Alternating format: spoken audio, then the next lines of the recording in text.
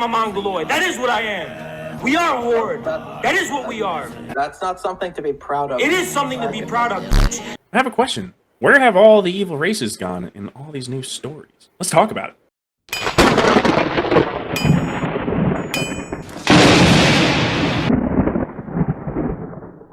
There's been a downward trend lately in things like D&D and other major IPs that are typically known for like their gray morality and stuff. A downward trend of villains, and we're here to find out why and why it's important to avoid cutting them out entirely and cutting out the gray morality entirely.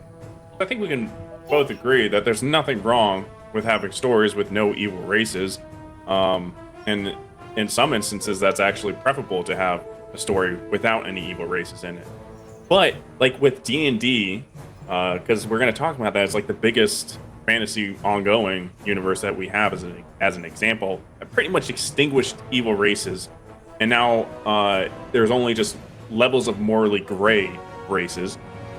Sanderson had like they're called Spren.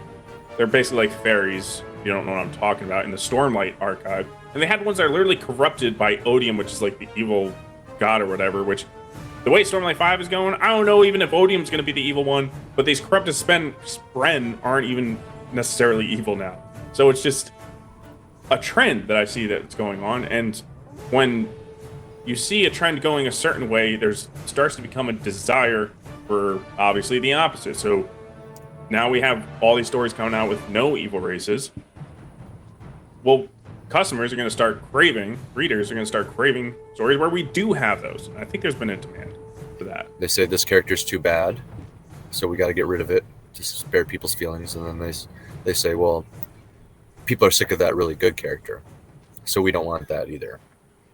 And that's where you just get a field of gray, you know. That's obviously bad for total creativity and freedom and various other things. So we have Star Wars. In Star Wars, you had the main movies had the Sith, which weren't exactly a race, but somewhat close. But if you go into the movies, the extended universe, they had the Yuuzhan Vong, or however the hell you pronounce that, which were an evil race that was set up, that the actual OG trilogy was, the Emperor was apparently preparing for this evil to come across them. Obviously, Disney extinguished that real quick. And yeah, it's also kind of this feeling that I get where it's like another reason why you can rewatch Lord of the Rings for the 1000th time, and it's like refreshing to see the orcs, which are an evil race, in there. And it's this nice little stakes that are put in there, because like there's this whole race of people you can't reason with because they're evil. You know, like you might be able to like set up an agreement or something for like a temporary peace, but you know at heart that they will ultimately try to kill you. So that when you take that away, and like every race can be reasoned with, that means now you're kind of forcing the moral choice for your protagonist in your story to kind of more likely reason with the people. And again, not like that's necessarily a bad thing, or we don't want that from stories, but it almost feels limiting, right? Versus having an ultimately evil race in some stories. We want that breath of fresh air now, just to give us a plain, simple evil race that just wants to murder the hell out of our protagonist. Even within the human race, we've even seen this in real life with certain humans. I know there's arguments to be made about every single quote unquote great person, but you could just, I don't know, you could just pick some low hanging fruit and just say like bad guy from World War II, Genghis Khan, these kind of people. The faction, the evil faction. The evil faction from World. Yes. Yeah. Like you said, the unreasonable antagonist. Yeah, the Nazis. We're not reasoning with them. We're not reasoning with Hitler. The unreasonable opposing force is a great way to. It's the long form of what we're trying to say here. Which is it's essentially the same thing as an evil race. It's just with humans. And I guess the heart similar storytelling.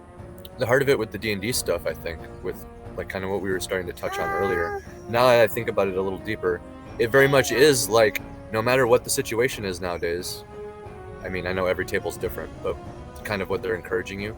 no matter what the situation is, there's always probably some sort of back door that you can go into and reason with these demons or whatever.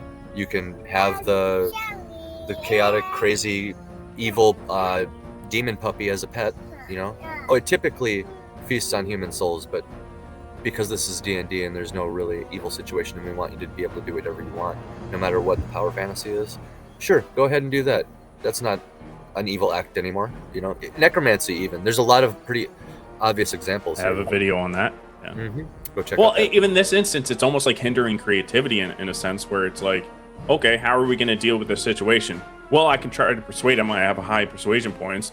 It's like, okay, that option's always available, which is kind of stupid because it's like some people, some races or whatever should innately be like, nah, you cannot persuade them, no matter how infinitely high your persuasive points are, because they're evil, right? And Yep. so it's like, sorry, that fix is off the table. Now you got to look at something else. Use your brain, think outside the box. How are you going to solve this otherwise? Probably gonna have to fight them. That's mean. That's a mean DM bad sauce. That is a restrictive combative DM, and we don't allow that at our tables. Thank you very much. We will go sit it down at the other table down the street that doesn't exist, because let's be honest, pods of D&D players are freaking rare. You can maybe get lucky and find a local game store. By the way, support your local game stores. The odds that your friends, your closest friends that you geek out about this stuff the most with, are going to be available as much as you or at the same time as you are not a reality. But moreover, have you heard the meme in the D&D community about the bard who literally fucks everything? Yes. Yes. So this is kind of a side effect, because I don't think this was always the case in D&D. Some people might be able to correct me if I'm wrong, but I mean, I don't know. First edition, second edition, was there really like the jester or the bard character who's just gonna like just whatever evil creature, the literally evil creature the DM comes up with, you're just gonna allow them to seduce them? Well, that's kind of what we're talking about here a little bit too. Is like that feeds into that gray morality. I think it's a side effect, right? And people hear, oh, you're doing a bard, ugh. Like you hear people roll their eyes because they're just gonna see this nasty shit unfold the whole time, and he's just gonna beat everything by seducing it, basically. Outside of like a tabletop game or something like that, when we're just talking about story writing, like you're writing a novel or something like that, this Yes. type of mentality almost encourages therapy in your in your story. And it's also something which is this is another topic to talk about, but therapy, like type of conversations and 2024 analysis of how people think and their mental issues, it's popping up super prevalently, and I think this is one of the factors that kind of has led us into that. Obviously not like the ultimate factor, just a single factor, but yeah, therapy is discussions are popping up in these books, and I gotta say, I don't really, when the world's in trouble, I don't care about people's feelings. Fuck your feelings, get to the story, kill the bad guy, kill the evil race. But let's explain what makes an evil race, right? Because that's a question on its own. Yeah, it's important to define what evil really is before you dissect it further, or I mean, even before we start explaining certain things to people. We should all probably be on the same terms of what we mean by evil. Yeah, I think the most simple core way we can explain this is anything that's inherently anti-human, right? That's why it's like so often a villain is somebody who's like a crazy eco-environmentalist that's just trying to save all the plants, and you know, the humans are bad for the plants, right? Or the AI that learns that humans actually are bad for the world, so we're going to kill all the humans. It's almost always the anti-human. Or the ancient skeleton king who's resurrected after 1,000,000 years and just wants everybody to die so he can have an army of skeletons. Yes. The Dark Lord Sauron, you know. Okay, so does it have to be more somebody that has like emotions or like, you know, high level thinking or whatever? And I say no, because one of our original evil characters is the wolf, right? You think back to the Nordic religion, Fenrir is the wolf that kills Odin, and he's held up as evil. People back in long time ago considered wolves as evil because they would prey on humans. So like anything, even if it is a natural force that they preyed on humans, was what we considered evil, and then that imprinted onto our stories itself. That's why it's like we have a lot of like characters that turn into wolves, werewolves, or whatever, and they're the ultimate evil. Sauron in the Silmarillion turns into a werewolf for the exact same reason. What's a dragon, Bats? Definitely not human. The original idea of a dragon, I mean, even from ancient times, man, like even in biblical terms, it's just monster, demon, like horrible, non-human, evil thing, right? One of my favorite anti-human / evil IPs would be everything that has to do with H.P. Lovecraft, because if it's not alien, it's at least non-human enough to evoke a sort of fear imagery in your mind. Particular shout out to the deep ones as opposed to his old ones. The deep ones, I encourage everybody to check out the deep ones. This idea of the unknown in the sea that is lurking there, ever present, just waiting to come out and, you know, enslave humanity. And, you know, of course, like any other horrible creature in his world, it can also breed with humanity, because why not? You know, that adds that extra level of body horror to it. But again, we see that these things are evil just by their very appearance. They have the you know, he describes the hybrids even as like their mouths are too wide, like the description. It's too, you know, it's not human. And when you think about the core of like human versus non-human, quotes good versus quotes evil, yeah, the most human things, you could still have like morally ambiguous characters within this context of good and evil, because the most human things, like rage, like that guy got so emotionally upset that he killed somebody, that villain, right? That villain got so emotionally enraged. That's a human thing. Back to wolves, it's like more modern things. We kind of are taking the evil out of wolf-like things. Not talk about furries, but like, you know, back in the day, it's because like the wolf was the evil thing, and werewolves were evil because wolves were hunting us. And then, you know, we're like, hell, we're gonna take this thing and we're gonna domesticate them and turn them into dogs. And now wolves aren't so evil anymore, and we kind of don't use wolves as a symbolically evil thing. But let's get back on to the evil races, right? That's why it's like you can have that instinctually evil race, like kind of, you know, more of a brain dead, just going by natural instinct, by whatever created them, being wolf-like, right? And as long as they're like hunting humans, they're evil. Go back even farther into the Neanderthals, or however you pronounce that. Yep. That. Shout outs. We made a video on that. Go check out our orcs evil video. In there, we break down, you know, the whole backstory with Neanderthals and the generational trauma that took place with humans.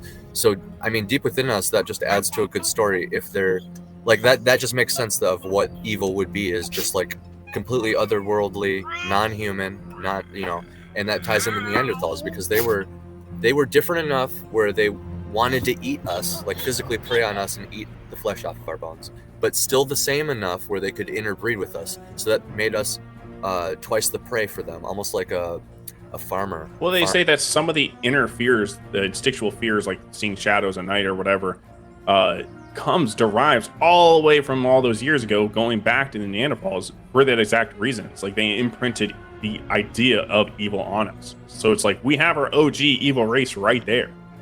So it's like when we go back to like things that are more innate to us, primal, like the Nordic religion type of stories, or Neanderthals, it's like we crave that type of relatability to our, like, I don't know, like our heritage. Is that way to put it? Like something that's innate, like in our to DNA. us. It's in our DNA. It's in our DNA, right? And that's why we want it in our stories, right? There's just something like that, like they say, and I agree with this. Like it's similar to the hero's journey is like the only good way to write a story, right? Like you need to have the hero's journey, not exactly like how the hero's journey is, but in some way in there. And it's similar to like we will always find something great about a story and a character going up or having to deal with in some way, shape, or form an evil race. That's always going to be interesting. We always have an antagonist, and to make something pure evil is the purest form of an antagonist. And I'll add, since you mentioned the hero's journey, you know, I'll be the first to admit that it's most likely not perfect since it's man-made, right? But I do strongly believe that that has identified many universal storytelling aspects, and they're universal. What I mean by that is like kind of the same idea encoded in our DNA for whatever reason, because when you break down the hero's journey, a lot of it is what like early humans probably would have had to do and what we have had to do over time. It's not necessarily going into the the den of the dragon to slay the dragon and save the damsel. But a lot of times it was like defending your home from the panther or the saber-toothed tiger or the cave bear, or yes, perhaps literally charging into a cave to save your kid that was just drug off by one of these things, or the same kind of situation with Neanderthals. Like the list goes on, and it's all kind of encoded with these ideas and themes of like discovering yourself and maturing. A giant encroaching wave of evil is pursuing your protagonist. Sounds interesting to me. Yep, right off the bat. Again, to reiterate, we're not saying that this is the only way to write your story. We're not saying it makes a better story. What we're saying is that there seems to be a lack of it going forward in our storytellings that are produced mass market, and maybe because of the pursuit of more grayish type of morality. And we're missing now just having straightforward evil, and now there's desire for that, and that's what we're saying. Maybe start putting that in your stuff. Maybe when you're writing your story right now, think about that. Could be something that's fresh. Something I've realized recently talking about these subjects is like when you strive, and I'm a fan of like the gray morality and the understandable heroes, anti-heroes, the relatable villains, stuff like that. Huge fan of that stuff. But the more I've come to realize is when you strive to have only gray as your color, despite what shade it is, it doesn't matter if it's dark or gray, it's all still gray. But when you have all the way to one side of the spectrum where it's just evil, just like the darkest shade you can get, evil, and all the way on the other side, bright good, absolute good and evil, human, non-human, then everywhere in between it's just like a rainbow spectrum of possibilities that you can do when you establish those absolutes on either side. Guys, if you made it this far, thank you. I appreciate it. It means a lot to us that you watched us for that long. Thank you. And consider subbing and helping grow this channel, where we're just talking about more and more story writing. And catch our live stream on Tuesday nights, 9:30 p.m. Eastern. It's a blast. It's us two and two other retards. What's there not to love about it? Thanks again for watching. Set sail on the Iron Seas with us, and catch you next time.